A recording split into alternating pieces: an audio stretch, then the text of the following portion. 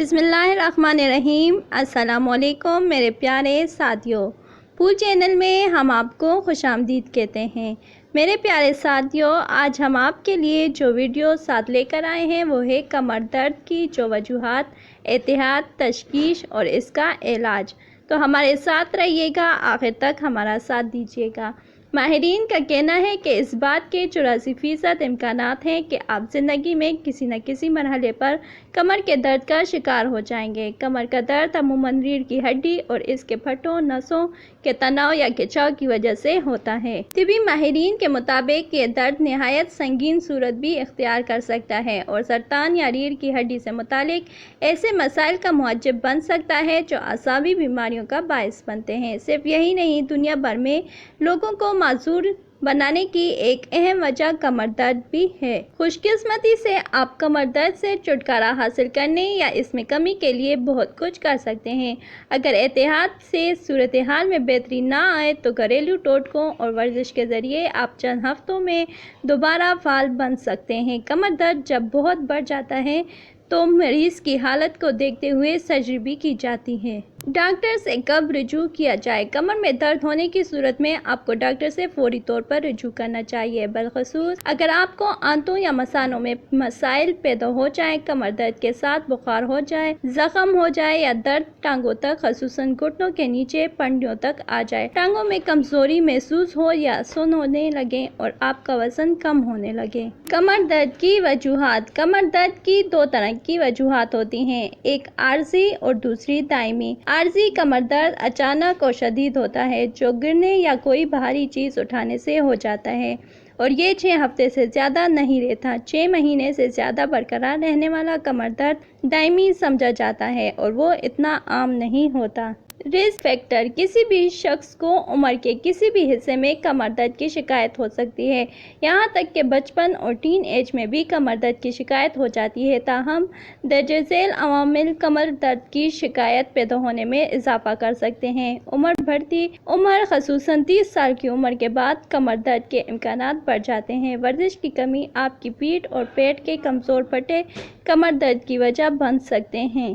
زائد وزن۔ جسم کا اضافی وزن آپ کی کمر پر اضافی بوجھ ڈالتا ہے۔ بیماریاں۔ گٹھیا کی بیماری کی کچھ اقسام یا کینسر کمر درد کا باعث بن سکتے ہیں۔ وزن غلط طریقے سے اٹھانا۔ بھاری وزن اٹھاتے وقت ٹانگوں کے بجائے کمر پر وزن ڈالنا، اس کے علاوہ بیٹھنے کے بجائے جھک کر وزن اٹھانا۔ نفسیاتی صورتحال۔ ڈپریشن اور انزائمی میں مبتلا افراد کو کمر درد کا زیادہ خطرہ رہتا ہے۔ تمباکو نوشی۔ تمباکو نوشی کے باعث ریڑھ کی ہڈی کے نچلے حصے تک خون کے پہنچنے کی رفتار سست پڑ جاتی ہے، جس کے نتیجے میں نچلے حصے کے موڑوں کو مناسب غذائیت نہیں پہنچ پاتی۔ تمباکو نوشی کے باعث شفایاب ہونے یا زخم ٹھیک ہونے کی رفتار سست پڑ جاتی ہے۔ احتیاطی تدابیر۔ آپ اپنی جسمانی حالت میں بہتری اور درست جسمانی امکانات پر عمل پیرا ہو کر کمر درد سے چھٹکارا یا اس کے بار بار ہونے کو روک سکتے ہیں۔ اپنی کمر کو صحت مند اور مضبوط رکھنے کے لیے آپ یہ طریقے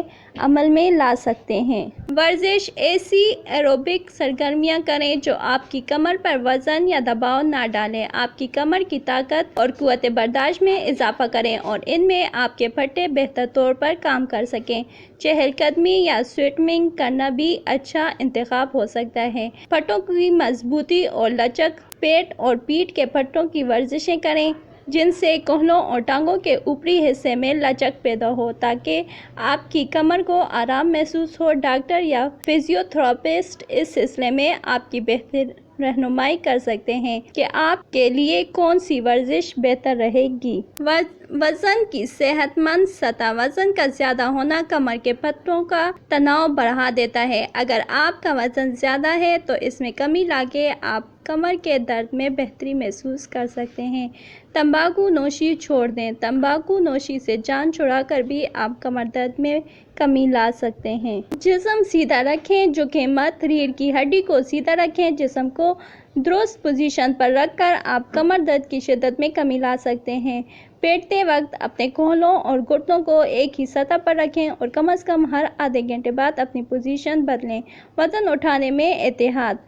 भारी वजन उठाने से अगर कभी वजन उठाना पड़े तो अपनी टांगों का इस्तेमाल करें। अपनी पीठ को सीधा रखें, सिर्फ अपने घुटनों को मोड़ें और वजन को अपने जिस्म के करीब रखें। तशखीस: डॉक्टर आपकी कमर का जायजा लेने के बाद आपके बैठने, खड़ा होने, चलने फिरने और टांगों को हरकत देने की सलाहियत का अंदाजा करेगा। मुआलिज आपको अपने कमर दर्द को 1 से 10 के स्केल पर रेट करने का भी कह सकता है। इसके बाद इसका दूसरा सवाल ये हो सकता है कि इस दर्द के साथ आप कितना कुछ कर पाते हैं। इसी तरह डॉक्टर्स अंदाज़ा लगा पाएगा कि आपकी कमर दर्द की क्या वजूहात हैं और क्या आप पट्टों के कचाव का शिकार हैं।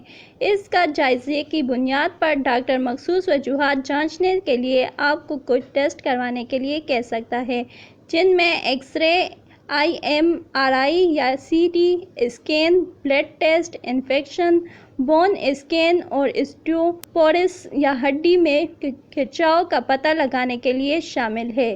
डॉक्टर आपको न्यूरोस्टडी का भी मशवरा दे सकता है। इसके लिए इलेक्ट्रोमायोग्राफी EMG टेस्ट होता है, जो असाब से पैदा होने वाली बरकी तहरीक और आपके पट्टों के रद्दे अमल को जांचने का काम करता है। इलाज: आपके कमर दर्द की सूरत हाल को देखते हुए डॉक्टर आपको OTC, दर्द कश, सोजिश कश और नॉन स्टेरॉयडल अदायात तजवीज़ कर सकता है। अमूमी अदायात से मतलूबा नताइज हासिल न होने पर डॉक्टर के साथ में मसल रिलैक्सेशन, ऊपर से लगाने वाली क्रीमें और स्किन ऑइंटमेंट तजवीज़ कर सकता है। दायमी दर्द की सूरत में डॉक्टर कमर के करीब किसी हिस्से में सोजिश कश खसूसियात का हामिल इंजेक्शन लगा सकता है, जिससे चंद माह तक आपको आराम मिल सकता है। अगर आपको हमारी वीडियो अच्छी लगे तो हमारे चैनल को ज़रूर सब्सक्राइब कीजिएगा, बेल आइकन को ज़रूर प्रेस कीजिएगा ताकि आने वाली लेटेस्ट वीडियो सबसे पहले आप तक पहुँचे। शुक्रिया।